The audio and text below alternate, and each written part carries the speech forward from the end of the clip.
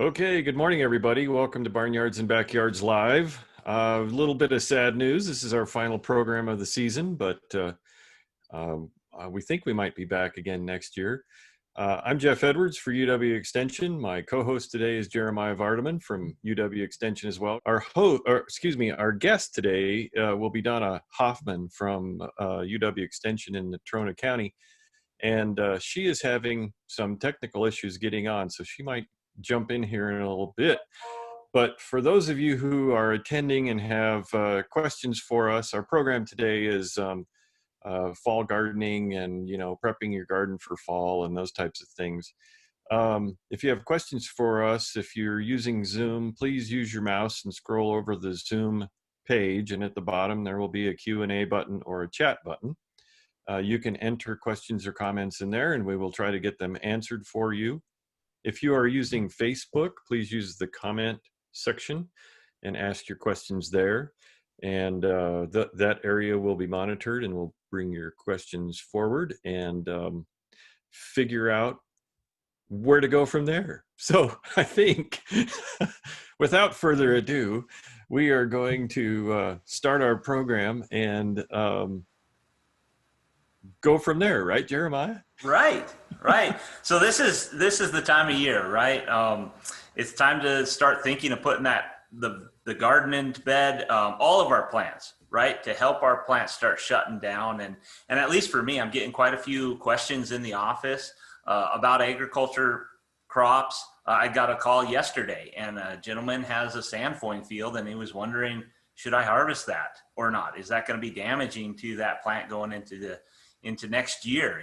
So our perennial plants, we need to be thinking of those just as much as we are of finishing out our vegetables, if you have any left after that freeze earlier this month.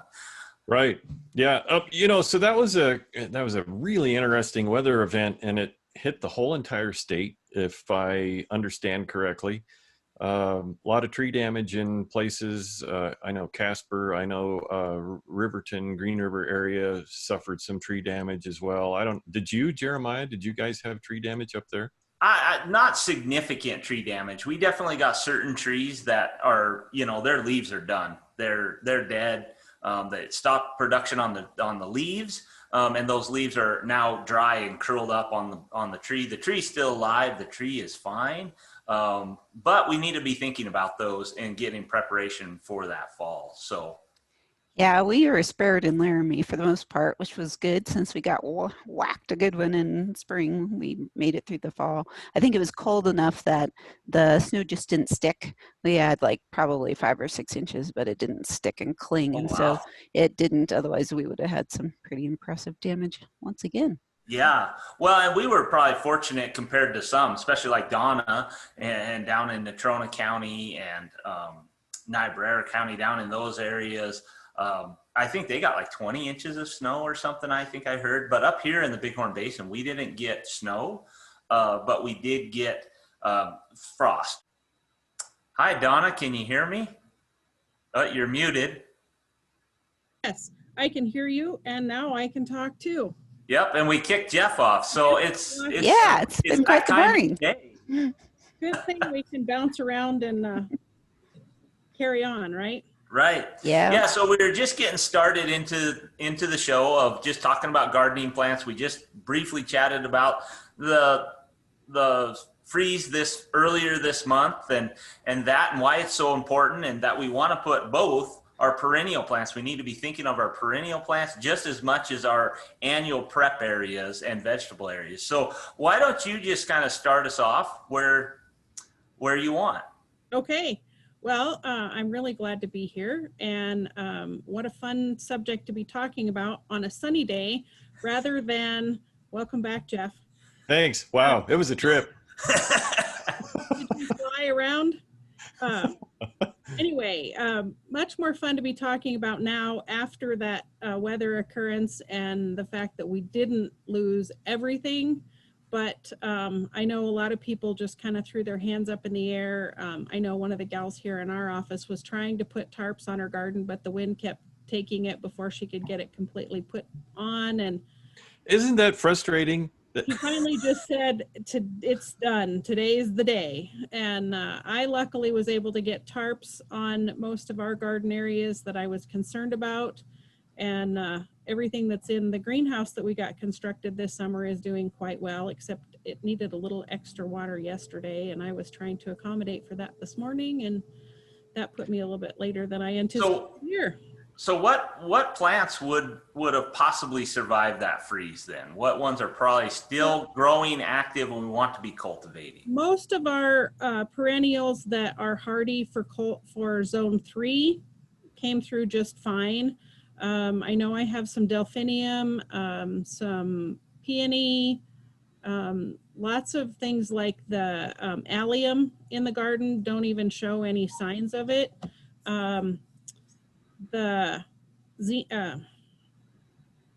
Some of the more tender perennials that are on the verge of zone 5 here, probably frosted and they're done for the season. I was able to get some things covered, and this year I had planned on having a beautiful dahlia garden and purchased 22 dahlias. And the first one had bloomed on Sunday before that freeze event. And the plant that it was on was right near the edge of the garden. And so when I got the tarps on it and covered up, it frosted most of the edge of it, and it has not come back. There were a couple that had blooms on them, and they were more in the center of the garden, and the tarp was able to hold in heat. And I think they're going to bloom this weekend or early next week, unless they get zapped by the next one. But I've learned that dahlias may be an interesting investment unless I can get them started early in the spring indoors instead of trying to start them outdoors. We got a question for you, Donna, and we might be jumping ahead on your presentation and what you want to talk about. But Terry put in a question that my pumpkin vines froze here in Basin, but there's a lot of pumpkins on it. Can I just leave them in the garden, or should I pick them now? If you are joining one of the giant pumpkin contests, you probably want to get it indoors so that it doesn't freeze again if we get a cold enough snap next week. I just watched Don Day's weather forecast for the next 10 days this morning, and don't depress us. There's another front coming with some Canadian air. So we may get into the 30s again midweek next week, which that one is kind of a stretch to the season. So at least we made it into a fall officially with some of our plants if we were able to cover on that last storm. And the big thing is you don't want those pumpkins to freeze solid. Right. You don't want them to actually hit below 32 degrees for an extended period of time. Right. And if it's just like what we had for us here in Bighorn Basin, we just had temperatures that dipped down into about 28 degrees at night, but it was only there for an hour or two, and then it warmed right back up. And so that didn't do any damage to the pumpkin itself, but to the plant, to the vines. The vines are pretty much done if they they didn't make it through that freeze. And so they're not going to be feeding any more energy into that pumpkin, nor will they be assisting in the pumpkin itself ripening.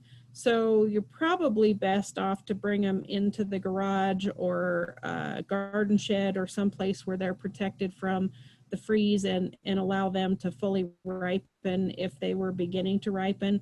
I'm guessing if they were still green that they may not ripen. But as I mentioned, those that were doing one of the giant pumpkin contests want to get it away from the freeze and not get it too warm, because you don't want it to start dehydrating, because you want them to weigh a lot. So the best part about that is when the vines are dead, the pumpkins are a whole lot easier to pick up than looking through a green patch. Right. But you do want to get them indoors, and it's a temperature, right? So we want a cool place, dry place to store them, right? And at least what I've heard, Donna, is you don't want those pumpkins sitting right up next to each other. You want a little space between them so there's good air circulation around them. Air circulation, and then just hope that they continue to ripen. And if you're doing that big contest, not to lose much moisture, because that's what they do is they weigh them. I don't think any of them measure the pumpkins, the circumference and the height and all that. I But haven't heard of that. I think they're all weighed, so you want them not to lose moisture. Okay, so that brings a question to my mind. So let's say my vegetable garden or where my pumpkins are and that. So what do I do with that vine now, right? All the vegetables that I had out there that froze and that biomass is left out there. Should I remove that now and burn it? Should I throw it away? Should I leave it on the bed? Should I roll it in? Burn it. What a waste. We have enough fires as it is. Come on, pyromaniacs got to have a job, dude. If you were back east, we might recommend you burn it because they do put lye on their gardens to bring it back to neutral. But since we are alkaline, we don't recommend using any burned organic matter in the garden because that'll just make it more alkaline, and we're already there. So there's a couple of mindsets on that. Some people will dig that organic matter into the garden and let it break down right there so that it doesn't lose any of its carbon to the atmosphere as it's breaking down. Others will gather that up and put that in their compost pile and have it break down in the compost pile. And then they'll use compost from this year to cover that soil so it doesn't lose moisture and organic matter to the environment, and then it won't get weed seeds that fall into the garden because it's covered with that compost or other kind of mulch. I see behind you, Jeremiah, that looks like there's quite a bit of straw mulch. So somebody could bring in some other product to create a mulch that will eventually break down and turn into great organic matter for the garden. But the best thing to do is to make sure that the garden is still covered and that you use that organic matter or the biomass for the benefit of the garden in the future. The only thing I would add to that, Donna, is if you did have a disease in a certain plant or a certain species in your garden, I would recommend that one be pulled out, removed, put it in the garbage, have it hauled to the dump, or put it in your burn barrel, burn that, just to break that disease cycle. But if the plants were healthy, vigorous, utilize that biomass and recover that in your garden. Yeah, so if you have a diseased plant in your garden, the best thing to do is to remove that whenever you find that out in the season, rather than leaving it in the garden to continue to spread the microorganism that's causing that disease. So hopefully when you're putting the garden to bed in the fall, you don't have those disease organisms still in the garden. But yes, fall sanitation is really an important thing, especially with our trees and shrubs. If you've had an insect pest or a disease organism in the tree, all those leaves that stayed in the tree all summer long and finally fall to the ground, or insects that have hatched in the fall and the adults don't emerge until spring, but they pupate in the ground or in the leaf duff underneath the tree for the winter. Anything you can do to rake that material up and get the unwanted organism out of the garden will decrease the amount of chance for a reinfection or reinfestation the following year. So yes, fall cleanup is one of the most important things to do if you have a disease or pest organism in the garden. So I'm going to ask a question, Jeremiah. Hold on a second. But before this last freeze event came through, there were a series of emails that went around through the university asking the question, if I'm going to cover things and try to save them, should I water and get the soil wet, or should I leave it dry? And I would like to address that here so that we can, there's some, I don't know, there's differing opinions. So I'd like to understand where everybody's at and offer that for folks who are still growing things, who are going to try and preserve things through the next freeze that we have. I would say that putting water down is a better idea than leaving anything dry, because any stresses on the plant is going to be compounded by the cold. So if the plant's dry, then it's going to be compounded by the cold. For the most part, those cold snaps are not going to be ones that are going to be serious freezes and all of a sudden everything's going to turn to ice. If we were going to drop below zero, it might be something to be concerned about. But most of those farmers in the South who deal with unfortunate freezes, they actually will apply water all night long to keep the freezing process going, so that the energy that's released by the freezing process keeps the leaves on the trees warm enough to prevent them from having ice crystals form. And same thing around the soil. And water holds heat much better than the air. So having the soil moist is going to keep it a more stable temperature rather than having temperature fluctuations like we see in our air temperatures. It's kind of the idea of what you see when you drive across a bridge on the highway. The air below the bridge is what causes the ice to freeze. And so the soil and the moisture on in the base underneath the highway keeps the highway from freezing until you get to the bridge where the air temperature is colder. So I would say keeping the soil moist is much more beneficial to the plants and the chances of damage because of that heat holding capacity of water. Okay, That was thanks. my thought when I was asked that. And one of my things was last time we had such a long period of warning before it occurred, which is sometimes unusual for us. Sometimes it's just a surprise.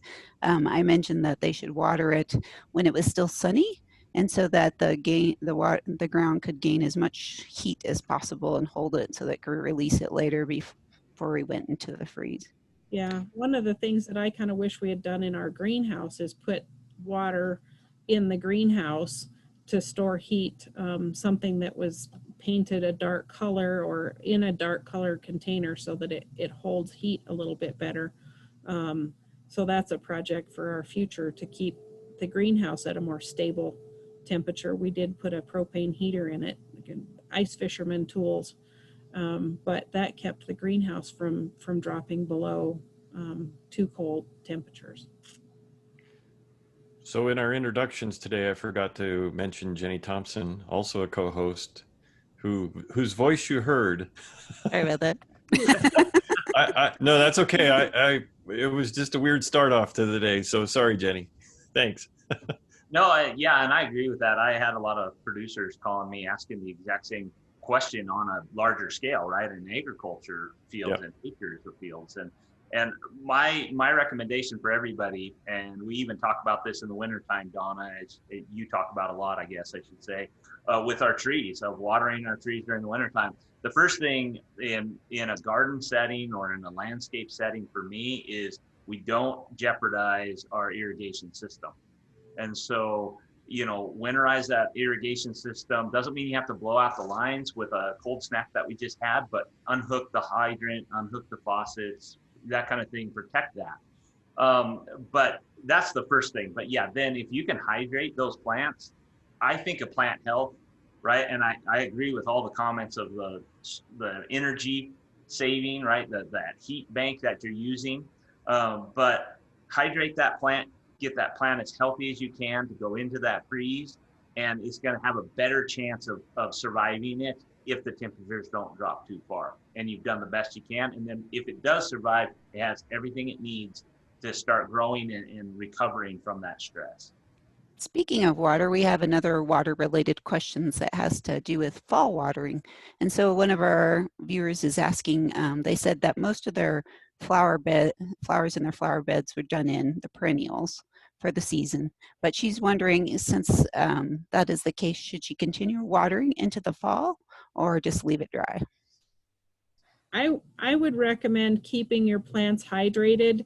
The worst thing for them is to dehydrate or to dry out.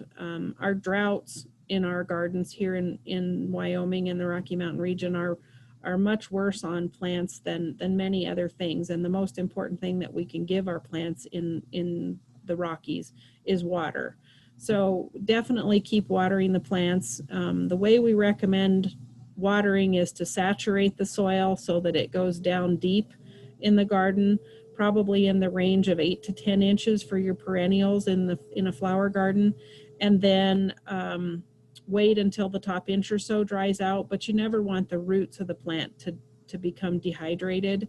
Otherwise, the plant itself will begin to shrivel up and it'll go through stress and use energy to survive. So keeping them well watered is important, especially going into winter. They're going to face all kinds of other conditions that are hard on them in the winter. And so keeping the soil and the plants well hydrated is important. And I've had some issues with tulips. So my tulips sometimes in the spring, like the regular types of tulips rather than the little short species ones, the flowers will be malformed and they will blast. They call it blasting. They'll dry up and shrivel up. And I think most of that is pretty much user error, so that I don't water enough in the fall. And that's when a lot of those bulbs are putting out their root systems and collecting the kind of water and nutrients they're going to need for spring. So. Yeah. I know sometimes when you get bulbs in the fall, they can be a little bit dehydrated from the dry storage and shipping, and getting them hydrated again is important so that they will start forming those roots and the flower buds form, and hopefully you have normal looking tulip flowers in the spring. I've never had misshapen tulips. It's very common where I'm at, but I think that's, like I said, a lot to do with the type of soil, which is very gravelly and doesn't hold a whole lot of water, and then lack of watering on my part in the fall, I think, is probably the key. But it's interesting because it mainly affects the regular standard type tulips rather than there's a bunch of little species type tulips that are shorter and smaller, and those don't seem to be as affected by it. That long stem on a tulip, I mean, if you think about that long stem being 90% water, even 80% water, that's a lot of water before you get the bud of the tulip flower to open up. So they definitely need moisture. And that's one of the reasons that bulbs are so successful here, is that there is moisture available most of the time in the springtime. So they tend to succeed on the luck of the draw, and when they take advantage of that water when it's available in the springtime. Well, and I think irrigation, what we're talking about here, and hydrating the soil and hydrating our plants is probably one of our more important steps of fall preparation. And I think it's one of the biggest that's overlooked, and rightfully so. For a lot of people, we have a huge garden. We've been at it since, April or May, and we hit this time of year and school's back in session and our lives get busy and we're done with it. Right? We're tired of the garden freezing. I'm ready to be done. Right. We hit a freeze. I'm done. I'm over it. Right. But it's not over. Some of these steps that you take now really will make a big difference going into next year. And especially so our perennial plants, getting those plants hydrated, getting the whole soil moisture hydrated. If you can ideally do this, it doesn't always work. Right. Just like Jenny talked about with a sandy, gravelly soil. But if you can hydrate that soil right before it freezes and get that ground frozen, is like the best thing you could do, and freeze that, because it does two things. One, it makes sure everything's hydrated going into the winter the best it can, but then next spring when it starts thawing out, your moisture is already there in the soil to some degree, and you can kind of function that way. Then you can do something like what's behind my shoulder, and what Don already talked about, is cover that bed, right? Put down some mulch or get some straw. One of the best things I've heard of, Donna, and I'd like to know your opinion on it, is like 2-year-old or 3-year-old alfalfa. Like old alfalfa that's been in the stack, kind of just not good for livestock anymore, and just 100% alfalfa bales, break that out and put it on the field. What's your perspective on that? I don't have a great source for alfalfa to have trialed that very often, but I know that alfalfa is really high in nitrogen, and that's a great source for it. And of course, if a rancher has alfalfa hay around 2 or 3 years, he's going to be ready to get rid of it. So if you have access to it, it would probably be a great benefit to any garden, whether you're starting out and need organic matter to build the garden up, or if you're ready to cover a successful garden that's been there for a long time. It would be a great mulch for a situation just like what's right behind Jeremiah. But if you can hydrate that soil and then cover it with that mulch right before it freezes, that's like the ideal. It doesn't always work out in our life, right? But that mulch on top, it seals in that moisture to some degree, right? Yes, and it does help prevent weeds from germinating. Um, if they have been in the garden and there's seeds around, that mulch will prevent them from getting to the soil surface and starting that germination process. So it helps in multiple ways to have a good mulch on top of the garden. So one of the other things that you want to think about when you're talking about nutrients, like we talked about the nitrogen in the hay, is fertilization. And so I've been getting a lot of questions recently about fertilizing the lawn before we end the garden season. And we've just passed the time where I would say fertilize up until September 15th. And after the 15th of September, I recommend not fertilizing now until springtime or late winter. Because you can get a new flush of succulent, tender new growth. And especially with the lawns in places where we have snow that falls and tends some years to sit on the soil surface or on the grass surface, you can get something called snow mold under the snow. So the snow actually insulates the layer just between the grass and the surface of the snow on the underside. And so you can get a fungus that starts there, and it actually will consume the entire grass plant if it gets bad enough. So if you want to fertilize in the fall, remember September 15th is kind of the deadline for don't fertilize unless you can get it done before then. And then my recommendation for a lawn in the fall is to cut the lawn at the lowest setting on your lawnmower the last time you mow before you put the lawnmower away for the season. And that's another step that you can do to prevent your lawn from getting snow mold. So fertilize before September 15th, and then the last time you mow before you put the mower away, cut it as short as possible. And that will prevent snow mold in most lawns for the season. Great. Donna, we have a question. okay. If we had anything else, sorry. Don't want to change the subject quite yet. Okay. So go ahead, Jenny. I was just going to mention that we have a couple of questions. Sorry, we're talking on top of each other. And they have to do with tomatoes and temperature. And so the first question is from Deb, and they say, at what temperature will uncovered/unprotected tomatoes and other vegetables suffer damage during a cold snap? I don't know a specific temperature, and I would say 33. 33 degrees. 33, Yeah.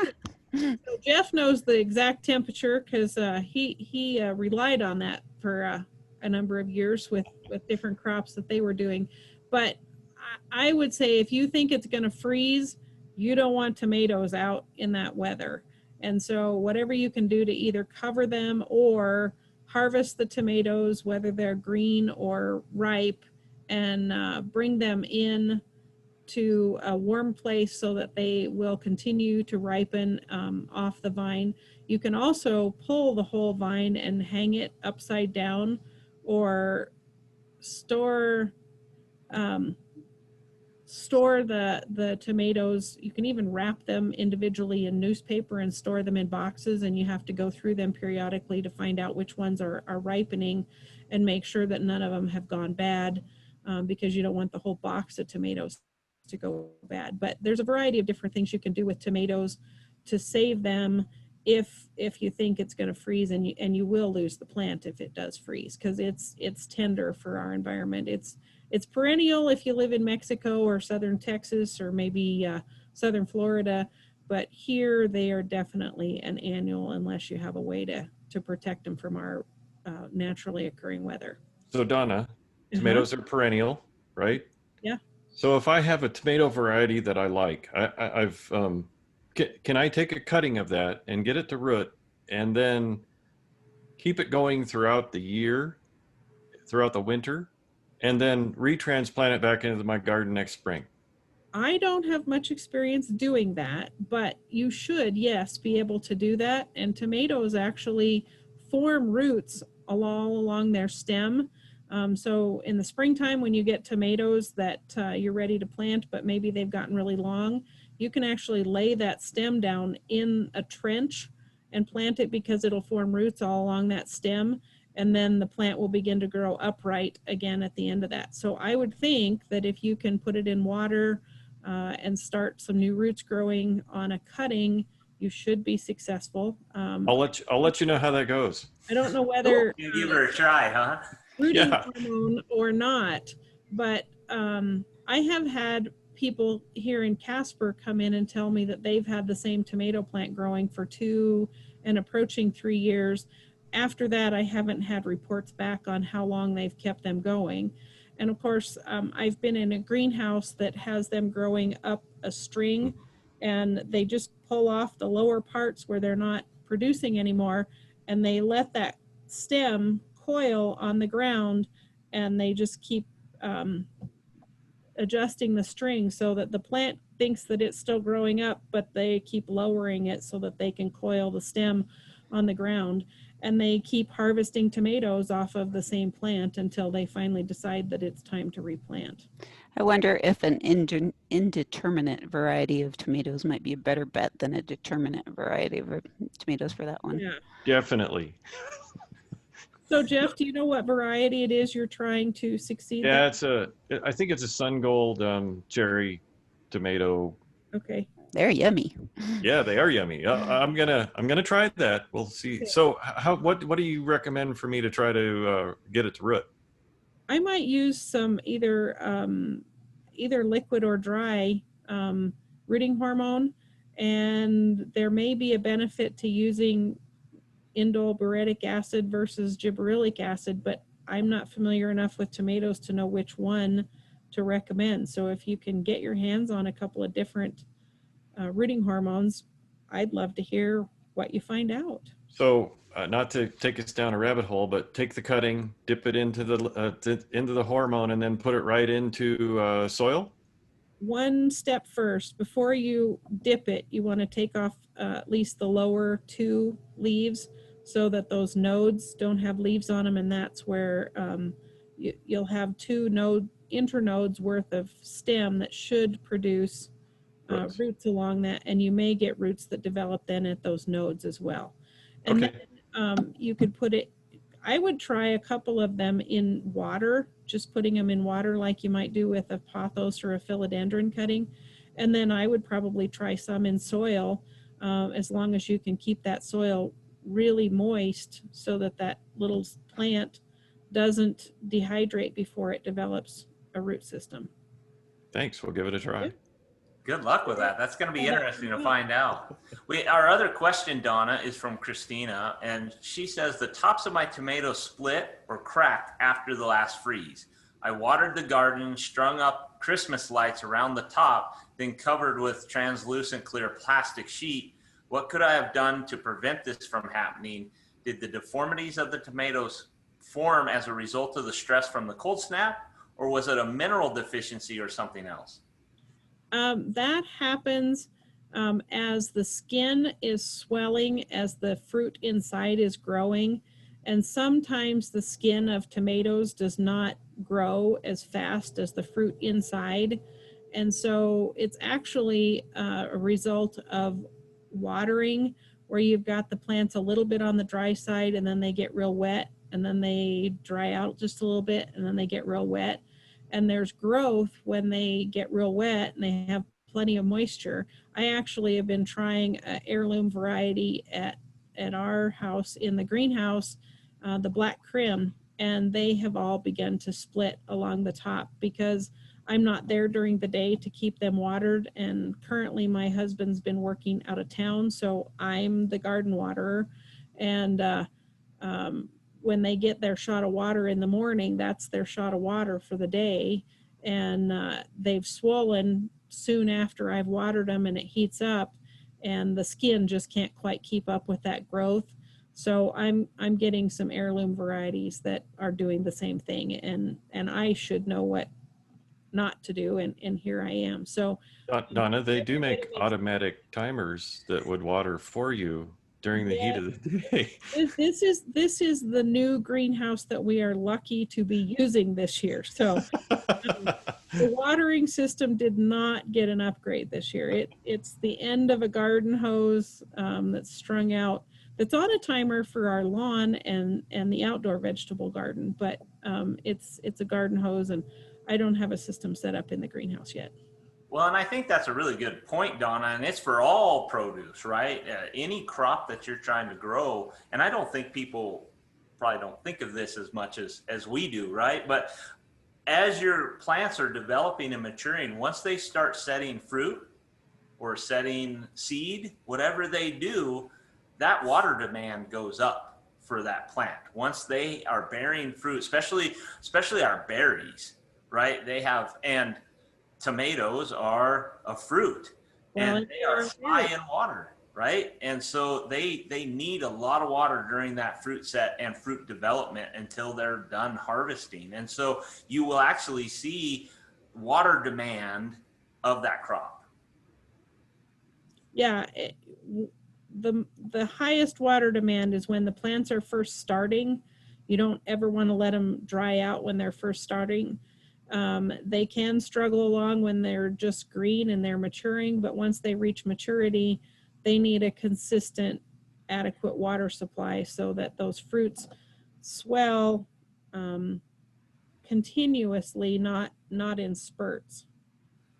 And that's where the splits come from, is that spurt type growing. Yeah, and so the skin just can't quite keep up with the growth like the internal tissues do. You know, that question brought up another comment, plastic tarp versus cloth tarp. Ooh, So that can of worms. yeah, well, let's open that can of worms. For me, if you cover your produce with a plastic tarp, but you don't lift it up off the plants, any plant tissue that's touching that plastic tarp will freeze and die. Mm-hmm. But if it's a fabric or cloth tarp that you're using, it adds a little bit of insulative value there, so it's not going to form ice crystals on the inside of that tarp. You're actually gaining heat units, I guess you could say, by using a cloth tarp instead of a plastic tarp. Right. And the plastic tarp collects moisture on the inside of the surface, whereas a cloth tarp will hold Let it escape in the layers of the fabric or allow it to escape rather than condensing on the inside. Those dahlias that I had, that's where they froze, is right at the edge. So I was using plastic tarps. We have an interesting neighbor just a few blocks down who manufactures teepees. And of course, the day of or 2 days before the freeze, I thought, I should go visit Doc Bob and see if I could get some tarps. I think that'll be on my list of to-dos for next gardening season. That way I can have them made the size that I want them for the garden space that I have. But just put a center pole in the middle of your yard, Donna, and cover the whole area. giant teepee, yeah. That's what we need in Laramie. Reenactment, so we really could go down a rabbit hole with that. Well, I think you guys are bringing up a good point on the covering, and that, at least from my experience and what I've seen with covering, it adds a whole nother layer and a whole nother effort and work in that garden. And it's tough for somebody that's working in town, specifically, I feel, because you might not be there first thing. You know, when you leave in the morning, the temperature still might not be quite warm enough to uncover that garden, but it's either I uncover it now or it's going to be covered all day. And leaving that garden covered throughout the warm period of the day, you know, if you warm up to the 50s, 60s, that's also a negative thing with having that garden covered. So you need to get that uncovered to absorb that sunlight, to get some energy back in there, get those plants to recover. They don't want, especially cloth, you don't want that darkness all day long, right? Well, I actually have left my garden covered for a full day when I've had to leave, because I knew that if they were still exposed to that freezing, then they were going to be done, and they were better off protected than not.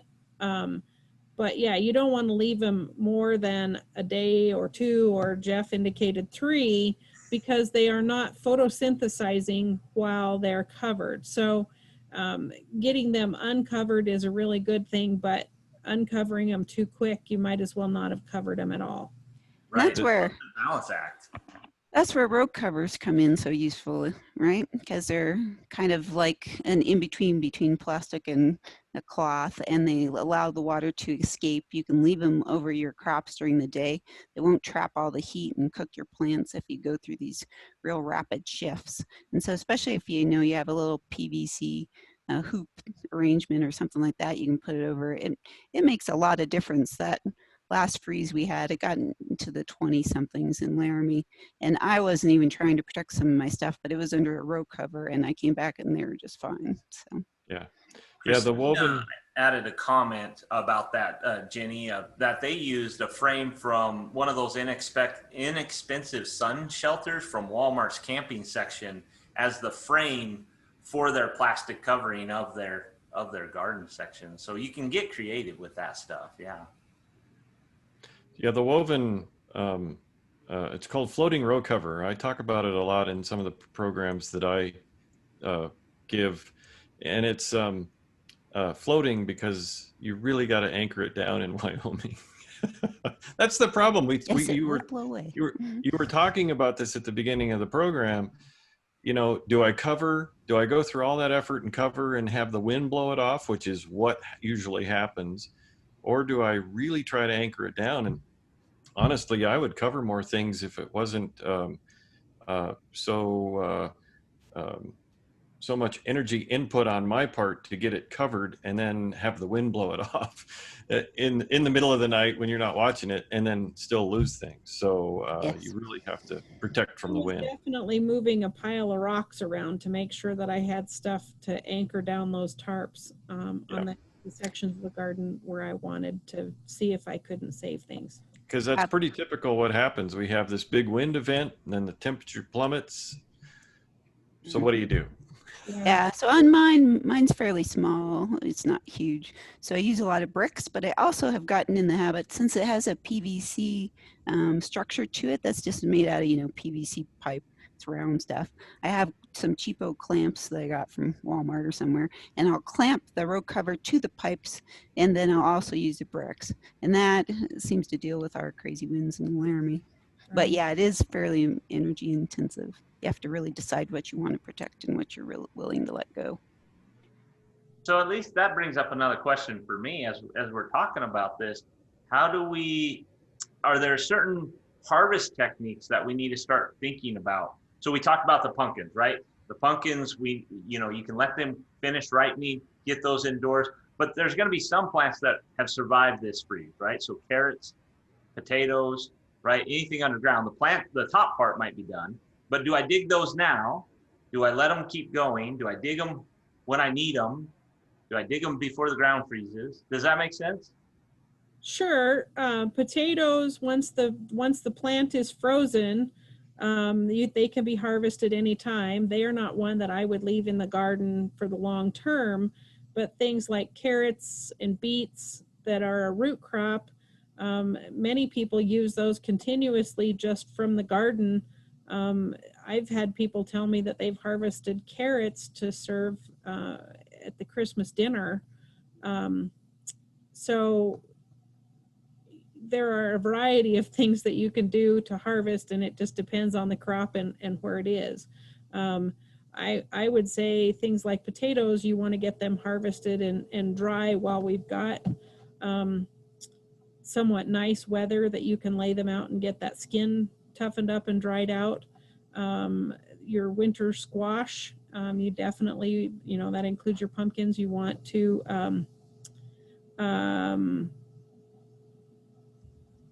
get them dried out and the skin hardened so that they store well through the winter months. So anything that you can harvest and get it hardened off so that it's more storable for those things that need to come indoors to store is important.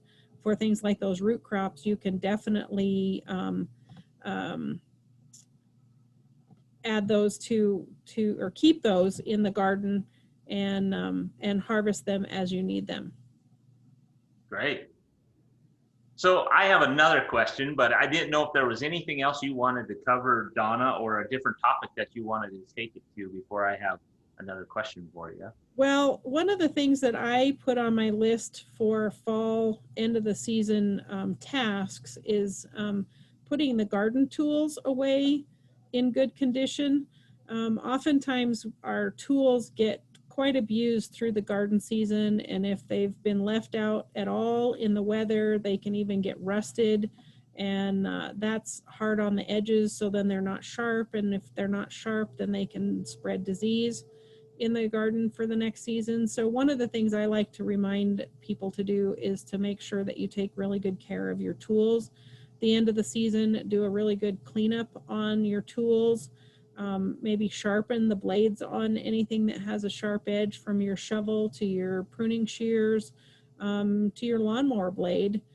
Anything that you're going to use that's going to cut into the plants next season. You can do a good sterilization with them with rubbing alcohol or Lysol, and that way they're disease free when you put them away, and then oil them well so that they overwinter well, they don't get any more rust that develops, and they're ready to use as soon as you can start the garden season for next year. And that's also one of the projects that if we do get a harsh fall, you can bring those things indoors to a garden shed, the garage, maybe the back patio if you get a day that warms up. But that way you can work on those when it's no longer gardening time and everything is kind of put to bed. There's lots of things that you can do in the fall with trees, anything that this last storm we had plenty of broken branches, and there was branches that needed to be hauled away. We have a landfill here that does bark mulch or shredded tree mulch, and the fines then get put into the compost system. This storm, we had to haul them to the landfill, and I had notice of people that were in line for over 2 hours to get to the landfill to dump the branches that they had collected in their yard. So there was a lot of people dumping branches. Well, all those broken ends or broken branches are internode spaces on the trees, and that's just a place for bacteria, fungus, insects to infest into a tree. And so we recommend doing a really nice, good, clean cut where you're going to have a growth point still on that branch. You never want to leave just a stub cut on a tree, because that's just dead tissue that will continue to rot or decay back.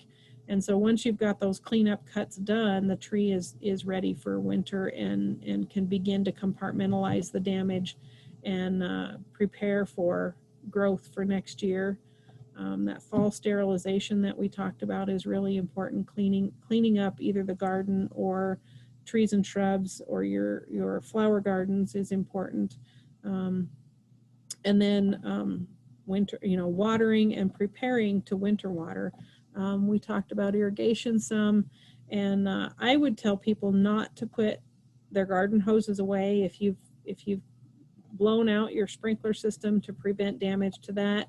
You still want to have a sprinkler available so that those times in the winter where we get temperatures above 45 degrees, and preferably the wind is not blowing, which is a rarity in Wyoming, but those times when you can get the garden hose out and rehydrate everything that has used up the water that it had for the previous month is really an important thing to do through the winter. And we think about doing it for our trees and shrubs, but those perennials that are in our garden are really as important as anything in the garden. The trees and shrubs, of course, are the backbone, the skeleton of a yard, and that's what gives us the larger structure in the landscape and the environment for wildlife, and gives us some separation on our yard and the neighbor's yard. The nice background that Jeremiah has there in the landscape behind him is an important visual for keeping in mind the larger components of our landscape, and they need hydration. And then I think a lot of times our flower gardens where we have those perennials or things like horseradish, rhubarb, asparagus that are going to overwinter in the garden, we want to make sure that those don't dehydrate. And then Jenny's example of the tulip, we want to make sure that all of those have plenty of moisture so that they can go through the bud forming process and be ready for next spring. The timing on things is really important. Like I mentioned with the September 15th cutoff of no more fertilizer after September 15th. And if you don't make the September 15th fertilization time, then you can wait until March or late February, March, even April, depending upon what our weather's doing. And every winter, of course, none of us have a crystal ball to say, oh, I'm going to be able to fertilize on February 28th. It may be March 28th by the time that actually occurs, because March may be just a crummy winter weather season. One of the other things that we recommend doing in the fall is weed control. And one of the best things for perennial weed control is after we've had that first freeze of the year, and those plants begin to send all of the energy they've stored up and done through photosynthesis down to the root to allow them to come back easily next spring, they will actually draw that chemical that you apply onto them into the root system and help to actually knock out that perennial and get it under control in the garden. So twice this fall I have sprayed field bindweed that's in our yard, and I'm really trying hard to get rid of it. One of the things that I failed to get sprayed in time, because that snowstorm seemed to have done a good thing for the the cheatgrass. It has already germinated, and I did not get the preventative herbicide down on that. So I will be pulling cheatgrass again next year unless I get out something like glyphosate that I can kill the little tiny new seedlings that are already germinating and growing in the fall this year. Some of the other perennials that you were talking about could possibly be Canada thistle and dandelions. Now, I had a discussion with my mother after the big frost came through, whether or not to wait a week or so and then spray dandelions. That would work, but I think the way that the temperatures were now and the moisture that we received in that storm, actually, like you mentioned, Donna, has allowed other things to germinate again. So you would have taken care of the ones that were there, but you might have missed the opportunity to kill some of these new things that are germinating.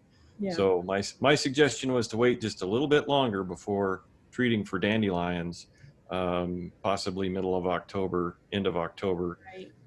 So we've got the opportunity for them to germinate the new ones, but then still are able to take care of them all at once. Right. Yeah. So people asked, what about kochia? Pull it.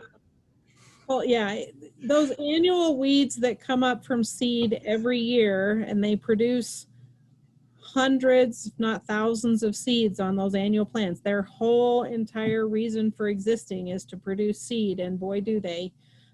If you can get those little seedlings pulled when they are just an inch, maybe 2 inches tall, you're going to be so far ahead of when you have to pull them when they're 2.5 foot tall. So my pulling suggestion would be if it was in a place in your lawn where you keep mowing it. So you've got a really short version of the tall plant, and it's usually spread out, right? But it still is trying to produce all those seeds. It's best to pull those than treat them at this point in time. And discard them, right? Don't just pull them and leave them, because if they do have seed on them, you're not benefiting anything. Pull them, right? Get rid of them. We throw them in our burn pit and burn them. So yeah. Annuals that you pull or perennials that you pull, it's recommended that you bag those and send them to the landfill if you're in town, because you can't burn them, or if you have a way to burn them, but then don't use the burnt product on your garden. Yep. But this time of year is somewhere. Weed control is constant, right? only besides winter, you've got to be diligent on weed control, and getting good weed control now here in the fall really can benefit next spring's population. So hopefully less weeding in the spring. Right. Yeah, you got to be diligent. So the other thing that keeps weeds out is keeping plants healthy. So over time, the lawn in the yard where we moved into, it's 2.5 years ago now, we had field bindweed there, and our poor little dog's toes, not field bindweed, puncture vine. Our poor little dog's toes had to deal with all the puncture vine seeds that were there. So I wore Crocs out into the garden intentionally to pick up seeds on a pretty regular basis, and then pick them out so that the little dog didn't find them in his toes.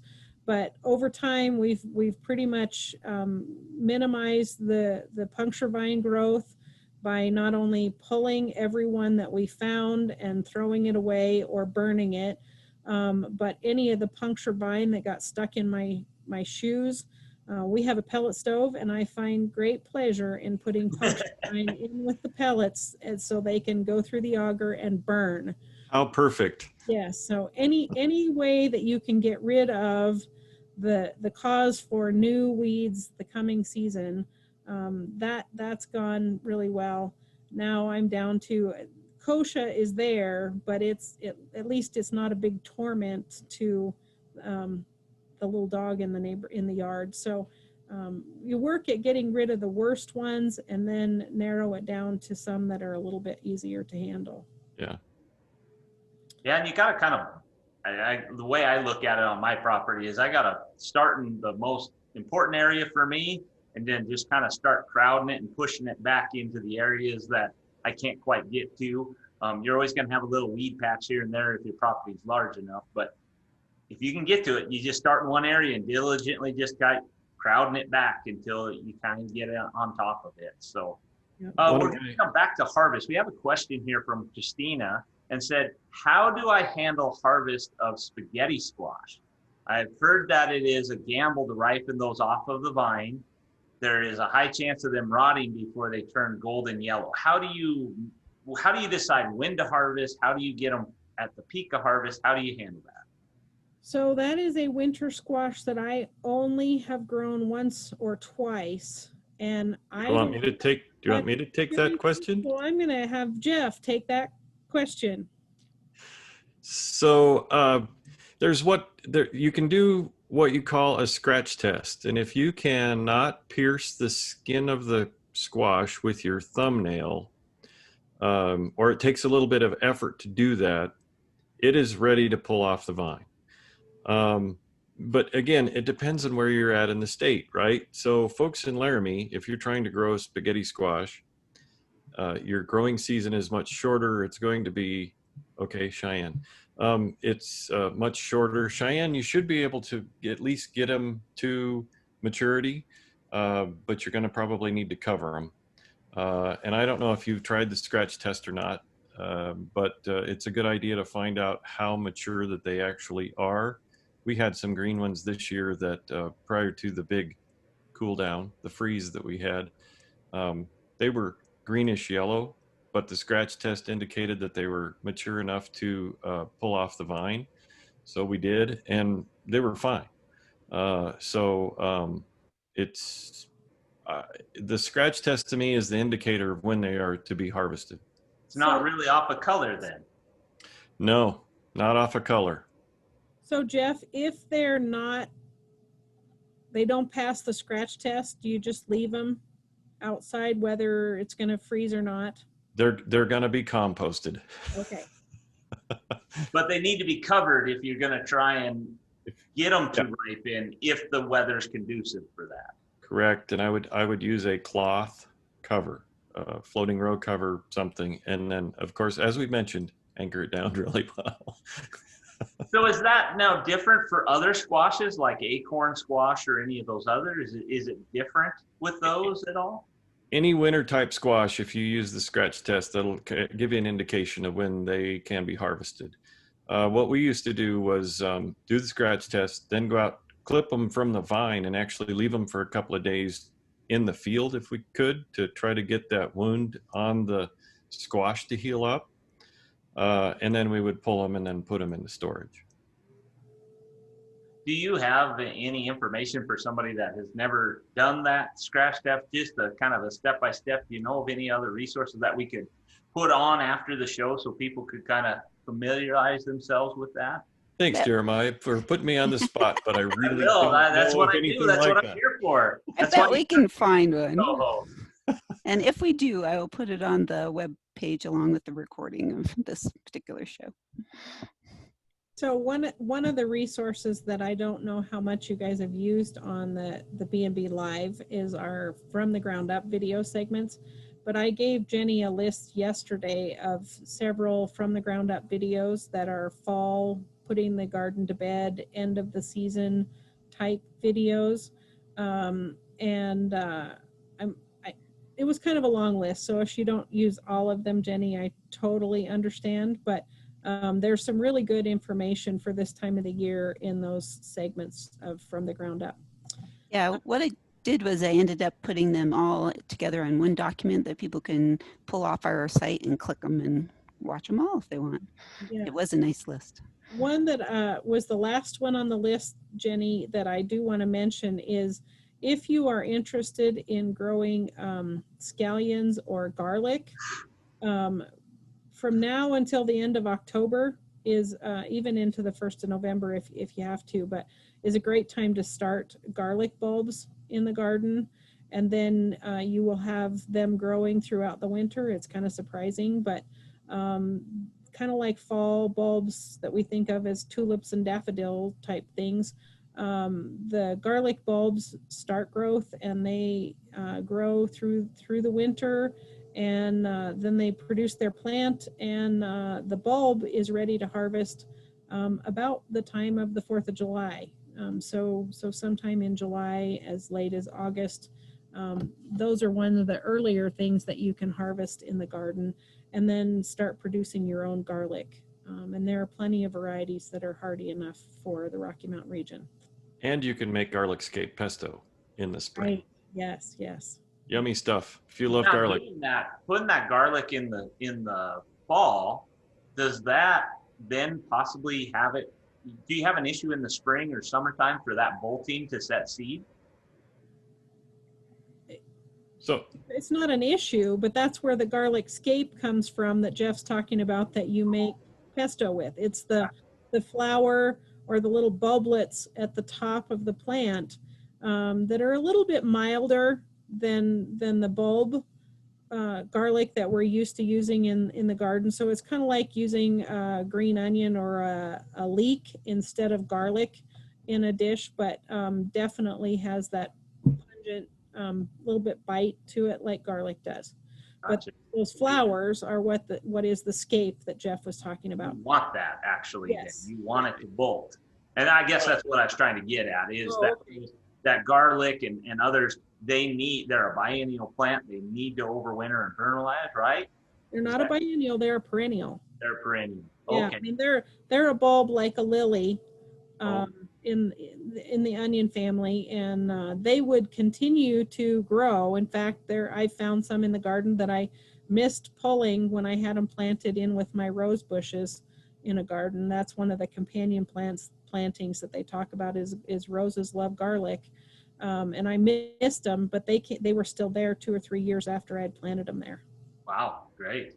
Well, and that was going to be one of my questions to you, Donna, is so what do I need to be thinking about for bulbs, right? Planting of bulbs and not just garlic and that, but just of tulips or irises or any other bulbs. Right. So some of our flowers like gladiolas and the dahlias that I planted this year are tender and they have to be planted in the springtime. But many of our spring blooming plants like tulips, daffodils, crocus, snowdrops, grape hyacinth are all bulbs that we plant in the fall.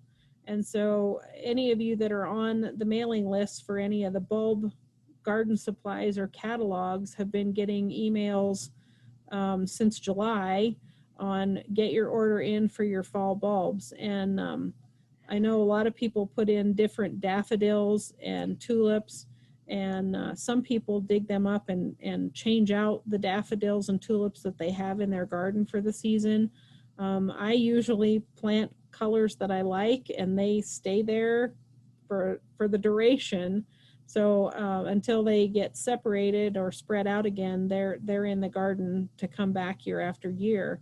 But anytime from mid-August through September, and as long as you can dig in the ground, is time to put in those spring bulbs.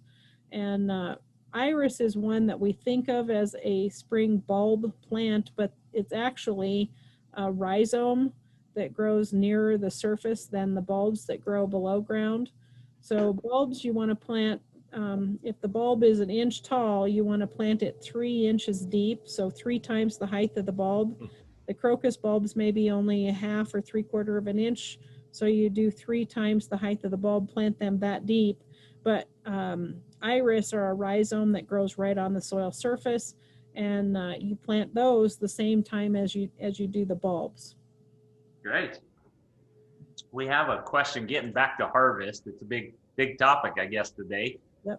How do you harvest Brussels sprouts? Well, You don't. Jeremiah wouldn't eat them, so he doesn't harvest them. No, you don't harvest them. so we planted cabbage this year, and it did not do anything. I have actually never grown Brussels sprouts, but I've seen them in the community garden, and they're a really cool looking plant as the sprouts grow kind of in a corkscrew pattern up the plant. But as far as I know, you just harvest them as you're ready to use them, and they From will the bottom up. From the bottom up, they will continue to produce new sprouts off of the main stem as long as they don't freeze hard. So harvest them as you're going to use them. I've seen them in a couple of the natural grocery stores where they've harvested the whole stalk, and so they've pulled off the leaves at the top, but then you have the stem that has all those buds on it, and you buy the whole stalk at the grocery store. I've not purchased them that way, but it looks really cool, and nice presentation, and a great way to get kids involved in gardening if you can get them to help you harvest them, and maybe you can get them interested in eating them at a young age so that they don't end up like Jeremiah and they won't eat their Brussels sprouts. So this year for us, we were going to plant Brussels sprouts and didn't get that done. Maybe next year. Mm-hmm. But I'm guessing that the stalk would be edible too if you were at the end of the season, but peel off the skin. outer skin until you get to the center of it. That's what we do with our broccoli. We will, it's woody at the base. If you peel the skin off, you can still eat the inside of that. It's still. Yeah, I really like the inside stalk of broccoli. Mm-hmm. And one of my favorite vegetables is kohlrabi, which is a stem. It's not a root, even though it looks like a root, like a radish or a turnip. It's a stem, and you peel it and eat it fresh, or you can cook it. And the stem of broccoli is one that I steam and or use in soups. And I would try the stalk of a Brussels sprout as well. They definitely have a more pungent flavor than the kohlrabi or even cabbage. But Jeremiah, there is no way he was going to experiment and eat the stalk of a broccoli. I'm just thinking, how hard up are you that you have to eat a stalk of broccoli? Come on, there's a lot of easier roads. Just get. I'm turn it around on you, Jeremiah. How wasteful can you be? Yeah, there you go. Edible portions of a vegetable that you grew in your own garden. We And don't I grow broccoli or Brussels sprouts. Oh, okay. And I can vouch for kohlrabi. It's really yummy, especially if you harvest it before it gets hard. As it gets too big, it'll get a little woody, but before then, it's pretty darn good stuff. It falls in the category of jicama. I really like jicama, and other people look at it and go, "What is that? And what do you do with it?" So I thought jicama was the root crop. it is, but Oh, okay. I eat it kind of the same way. I usually don't cook my kohlrabi. I eat I it don't either. crunchy. It's kind of like a water chestnut, but not cooked to me.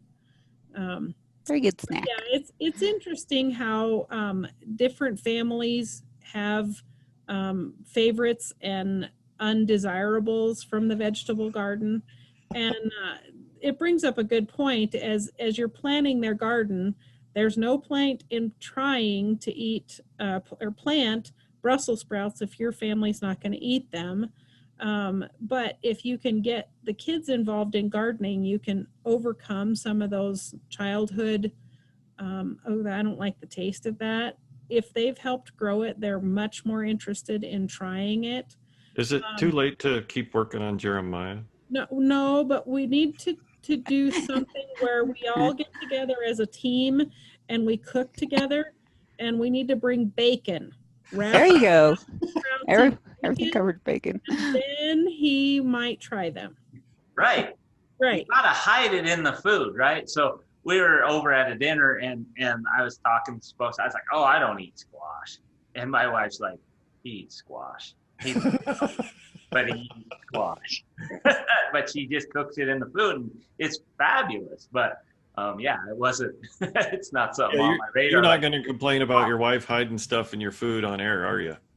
I don't have a problem with it. Experiment night, I usually am not for experiment night, but she's always like, "We're having an experiment tonight," and it's always good. So I don't have a problem with it. Right. So Donna, one other subject along the lines of seeds, we talked about weed seeds and trying getting rid of those, but some folks might be interested in collecting seeds from. Is this a good time to do that? It is actually. Yeah, wear your Crocs. Yeah, I hadn't thought about that method. It only seems to work for puncture vine, but it works better than any other method that I've even told people to do different things to pick up puncture vine seed in their garden, and then when I had to try it, it didn't work. So the Crocs worked.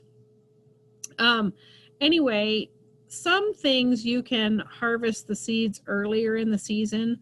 Mark and I were harvesting and saving pea seeds earlier in the season because it's an early season crop.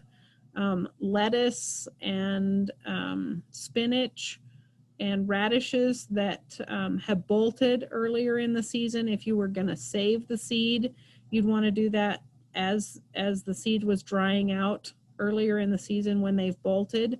But many of the things in the garden that we're harvesting this time of the year, you want to make sure that the seed reaches maturity.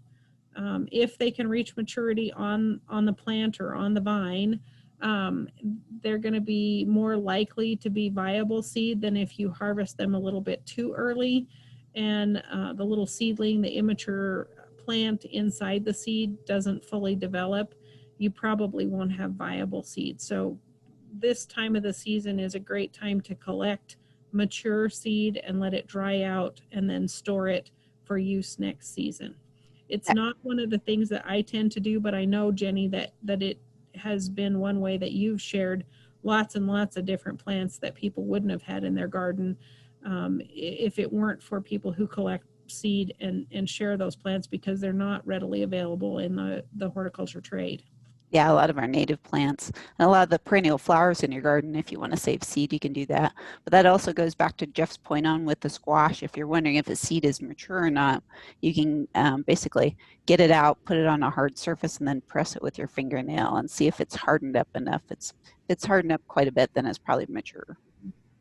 One of the plants that I do collect seed on, and not to grow next year, but either to feed to the birds or have as snacks, is sunflowers. And I planted a whole bunch of sunflowers this year thinking I was going to have cut flowers. Well, they all bloomed about the same week. And needless to say, that one bouquet was pretty spectacular, but it didn't last for a very long time. So my cut flowers was a little bit of a struggle this year. Anyway, But now you just have dried flowered arrangements, right, Donna? Right now, I have pop and beer flats of dried sunflower seed heads stacked in my dining room. But last year for Christmas, I made one of my sisters-in-law a wreath that they hung on the front of their house. They were doing a finalized remodel and getting ready to sell an older farmhouse. and they hung the wreath on the front door, but it was a straw wreath.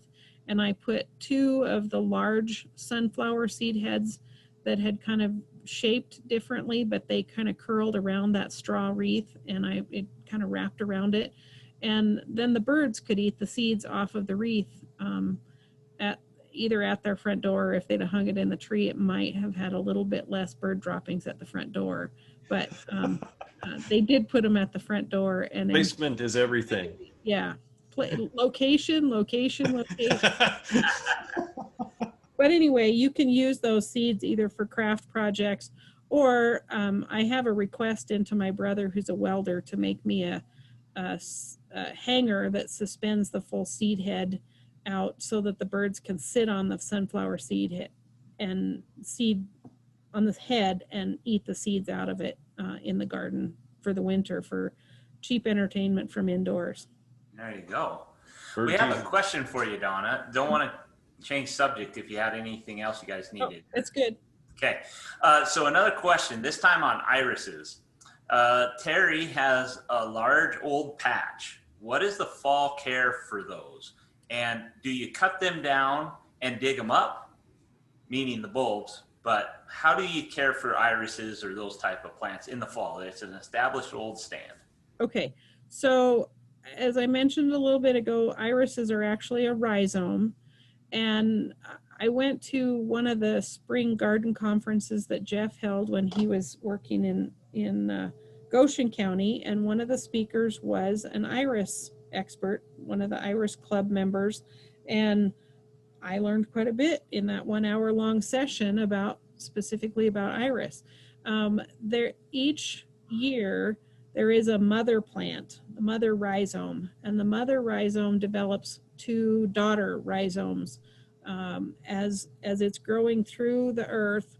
So you start out with 1 rhizome, and then it forms 2, and then it does not bloom again, but the 2 daughter rhizomes bloom.